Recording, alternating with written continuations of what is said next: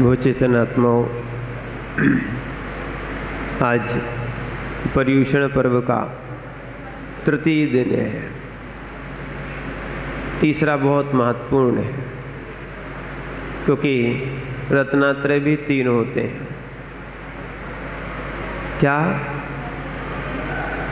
और ये रत्नात्रय जब ही सफल हो सकते हैं जब आत्मा में ऋजुता हो।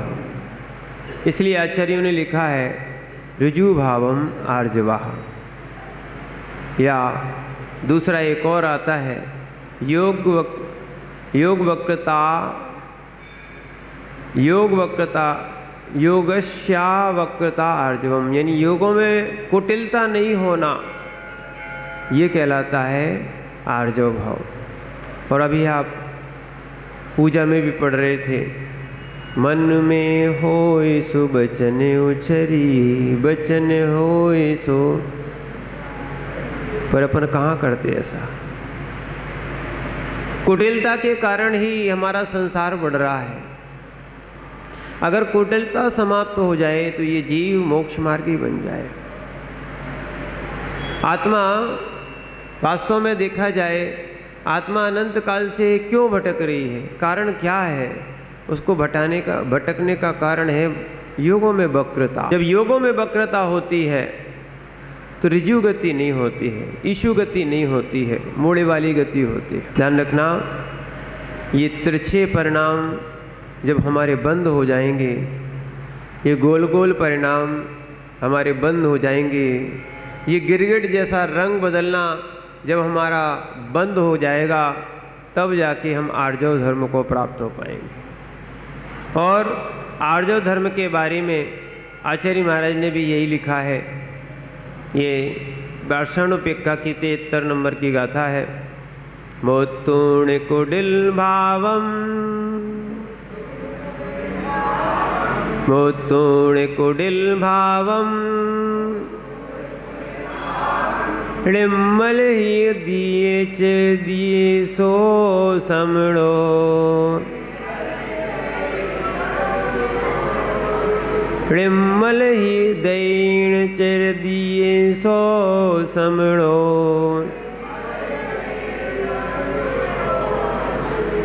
अज्जव धम्मम तैयो, अज्जव धम्मम तैयो, तस्दु संभवीरिये मीणे। सही महाराज यहाँ पर समझा रहे हैं, जो मुनि कुटिल भावों को छोड़ देता है और निर्मल हृदय से आचरण करता है, उसे नियम से आर्जव धर्म होता है। धर्म जो है आचरण से जो किया जाता है, भाव जब निर्मल होते हैं तभी आचरण में भी निर्मलता आती है। अगर देखने दिखाने का हम धर्म कर रहे हैं, कोई देख रहा है कि नहीं वास्तव में, तो फिर हमारी वो पूजा आराधना आचरण नहीं हो सकता है। हम मन में कुछ रखते हैं, वचन से कुछ कहते हैं। क्या? और यही मायाचारी जीव के अंदर संसार में घुमाती है। माया की माया है कि अनंत काल से ये जीव भटक रहा है। क्या है? माया जिस दिन छूट जाएगी, क्या? इस माया कुटिलता रूपी माया जिस दिन छूट जाएगी, उस दिन ये जीव मोक्ष को गमन कर जाएगा। ऐसे ही निर्गंथ को कह दिया कि संसार में रह के लोग बहुत कुटिलता करते हैं। अब निर्गंथ पद पे आने के बाद ये निर्गंथ मत पद जो है ना, कुटिलता से पाला नहीं जा सकता। इसलिए आचार्य महाराज के समक्ष वो शिष्य जो होता है, कुटिलता को छोड़कर अपने सारे दोषों का प्रायश्चित करता है। क्योंकि अंदर थोड़ा भी कचड़ा रह गया तो ध्यान रखना फिर वो निर्मलता नहीं बन पाती है। ऐसे ही हमारे अंदर जो कुटिल भाव है, देखना वक्र परिणति है। हम भी बात भी करते हैं तो घुमा फिरा के बात करते हैं, सीधा सीधा बात नहीं कर पाते हैं। क्योंकि वो कहीं ना कहीं आपके अंदर माया है। और कमजोरी नहीं कहो कि मजबूरी है, मजबूरी नहीं है, दृढ़ता नहीं है आपके अंदर। वास्तविकता में क्या है, झूठ बोलने से कोई झूठ सत्य नहीं हो जाता है। क्या है, झूठ को छिपाने से कभी झूठ छिपता भी नहीं है। जैसे रुई में लपेटी हुई आग कभी छिपती नहीं है। खूब दबाने का प्रयास करो, खूब दबाने का प्रयास करो और वो एक दिन प्रकट हो जाती है। ऐसे ही आप भी जो मायाचारी करके कहाँ जाओगे, संसार में ही घूमना पड़ेगा। और मायाचारी करने वाला आचार्य महाराज उमा स्वामी जी तत्वार्थ सूत्र में लिखते हैं, त्र्यंच गति में जाता है, माया त्रैग्योनयस्य। मायाचारी करने से त्र्यंच आयु का आश्रय होता है। ध्यान रखना, कभी भी देखना, बैल को आप घास डाल दो, रोटी डाल दो, ठीक है ना, अपनी तो दबा लेता है, वो बाजी वाले की खानी चाहता है, देख लेना। और ऐसे ही तो मनुष्य कर रहा है।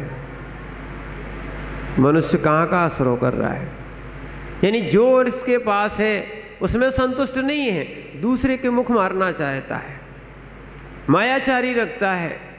वास्तव में ये माया धर्म नहीं है, ये माया छोड़ना धर्म है, कुटिलता धर्म नहीं है, सरल बनना धर्म है।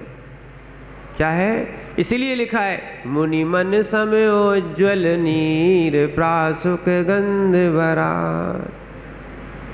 ध्यान रखना, जितनी भी लोक में गंदगी साफ होती है वो सब किससे होती है, जल से होती है। होती ना जल, बहुत पवित्र माना गया, निर्मल माना गया। ऐसी कुटिलता को अगर साफ करना है तो आपके रुजु होना पड़ेगा, माने रुजुता का जल लाना पड़ेगा। कुटिलता कैसे आए, सरल बन जाओ, अपने आप कुटिलता चली जाएगी।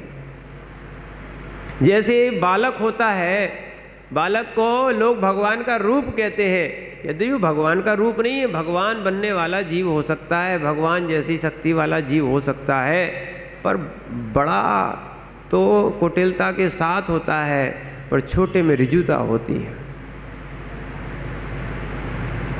वो माँ के सामने चाहे अच्छी बात हो चाहे बुरी बात हो सब बता देता है,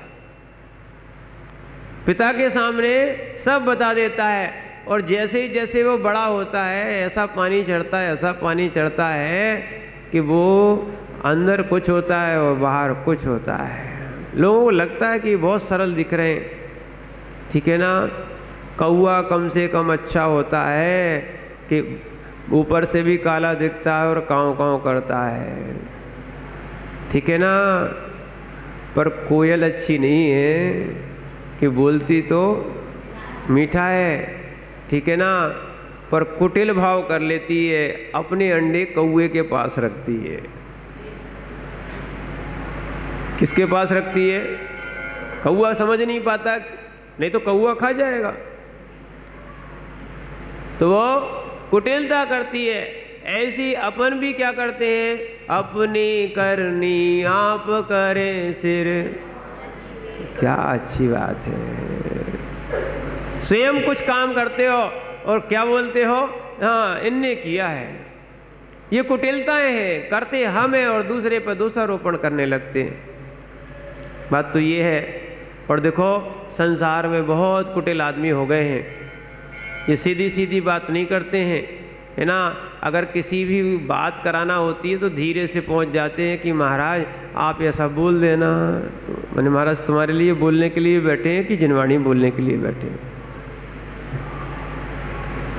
क्या है, जो किसी के कंधे पे रख के बंदूक चलाते हैं ये मायाचारी वाले लोग होते हैं। काम अपना करवाते हैं, सिद्ध अपना करवाते हैं और करते हैं मायाचारी।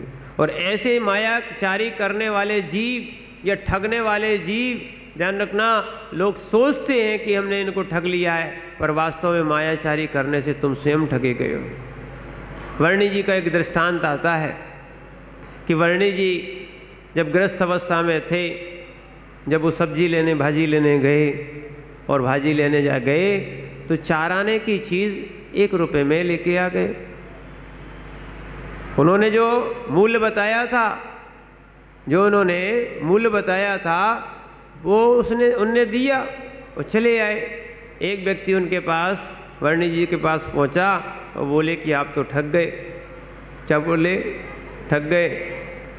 आप भाव ताव करते तो वो 4 आने में मिल जाती वस्तु, हम तो 4 आने में लेके आए और तुम 1 रुपये में लेके आ गए। उन्होंने कहा कोई बात नहीं, हमारा कर्जा उतर गया। पहले जो हमने लिया था वो आज उतर गया, और ध्यान रखना उसने मुझे नहीं ठगा है, वो स्वयं ठगा गया है। जो मायाचारी कर रहा है, गलत भाव बता रहा है, जो उचित मूल्य होना चाहिए, जो सही बात होना चाहिए, अगर उसने नहीं बताई और मायाचारी करके किसी को ठग रहा है, आज तो मायाचारी का कोई अनुमान ही नहीं लगाया जा सकता। पहले तो 5%, 2%, 10% तक काम चलता था, आज तो 100% पे काम चल रहा है। क्या हो गया है? इतना माया का संग्रह करने का इतना जोर हो गया है, इतनी जीव मायाचारी करना चाहता है कि अब तो मन के भाव क्या है, चाहे वो दवाइयाँ में ले लो, 5 पैसे की दवाई 50 रुपये तक में बिकती है। विचार करना, ये लोग कहाँ जाएंगे? जबकि औषधि वाले जो थे, क्या औषधि वाले वैद्य जी जो थे, वो फ्री में उपचार करते थे। चाहे मंत्रवादी हो, चाहे औषधि वाले हो, चाहे विद्या वाले हो, ये सब बिना धर्म के, माने बिना पैसे लिए काम करते थे। आज इन्होंने आजीविका बना ली है। क्या बना ली है? लोगों ने धर्म को भी आजीविका बना ली है। ध्यान रखना, ये आजीविका का साधन नहीं है, धर्म तो कल्याण का साधन है। और जिसने धर्म को आजीविका बना ली, उसकी श्रद्धा खत्म हो जाती है। क्या है? मायाचारी करते हैं, ऐसी मायाचारी करते हैं, जब कर्मोदय में आएगा फिर आपको समझ में आएगा कि मायाचारी का फल क्या होता है। क्या?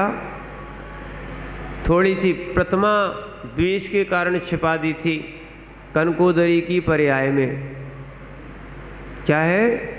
कनकोदरी की पर्याय में अंजना के जीव ने वो प्रतिमा छिपा दी थी कि दूसरी जो उसकी सौत है, रानी है, वो भगवान का पूजन अभिषेक ना कर सके, उसने छिपा दी। और छिपाने का परिणाम क्या निकला? 22 वर्ष तक पति का वियोग सहना पड़ा। ध्यान रखना, मायाचारी कभी छिपती नहीं है, और लोग मायाचारी नाम भी नहीं रखते। देखो, कोई मंत्रा नाम रखता है? कोई नहीं रखता है ना। कोई शकुनी नाम रखता है? क्यों नहीं रखता? जिस नहीं रखता ना, ठीक है, जिस खाली में इनने खाया उसी में छेद किया है। ठीक है, विभीषण भले ही मोक्ष गए हो, पर लोग कहते हैं घर का भेदी लंका ढाए, इसमें नाम विभीषण का आता है। मोक्षगामी जीव है, उन्होंने समझाने का बहुत प्रयास किया, व्यक्ति नहीं समझा तो उन्होंने भाई का साथ छोड़ दिया। मायाचारी नहीं की थी, उन्होंने समझाया था। पर कहने का अर्थ ये है कि शकुनी और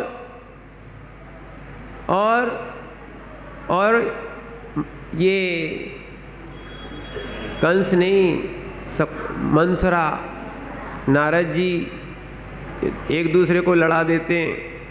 ध्यान रखना, अपनी मान की पुष्टि करने के कारण। देखो, एक चीज़ और बताएं, मान की पुष्टि कारण के लिए मायाचारी करना पड़ती है। और माया, जैसे ही मान खत्म हो गया तो माया किस लिए? अगर मान खत्म हो गया तो माया किस लिए? इसलिए ये कसाय जो है ना, आत्मा को कसती है, माने आत्मा को क्रस करती है। देखना, आत्मा को अगर आपको क्रस नहीं कराना हो, आप आत्मा को स्वस्थ बनाना हो, तो कसायों से दूर रखो, मायाचारी से दूर रखो। लोग कहते हैं कि महाराज आप भी सीधे साधे हो, जो कहता है उसकी बात में हाँ भर देते हो। हमने कहा ठीक है, पर देखो एक चीज़ और बताएं, इससे शांति मिलती है। और मायाचारी ज़्यादा करेंगे ना तो बहुत विकल्प और संकल्प खड़े हो जाते हैं। लोग कहते हैं कि अपन को सीधे नहीं रहना चाहिए। मैंने कहा कि आपकी बात माने कि हम आगम की बात माने। आगम कह रहा है मोतुड़ कुटिल भावम। मुनियों के लिए क्या बोल रहा है? पढ़ो आप गाथा में, देखो क्या लिखा है। मोतुड़ कुटिल भावम, कुटिल भाव को छोड़ देना चाहिए। आज जो जितनी मायाचारी कर ले आप उसको और अच्छा मानते हैं। अगर बैरिकेड लगा दिए जाए, मिलने ना दिया जाए, दूर से रहा जाए तो हाँ अच्छे महाराज, अच्छे महाराज। और यदि सरलता से बैठे हैं तो लोग समझते हैं ऐसे ही महाराज। दूरियां ज़्यादा बना दी जाए, ये तो लोक में होता है, निषेध में आकर्षण होता है। क्या है? निषेध में अभी पैर नहीं छूने दिया जाए, तरस जाएंगे लोग, देख लेना। फिर देखो आप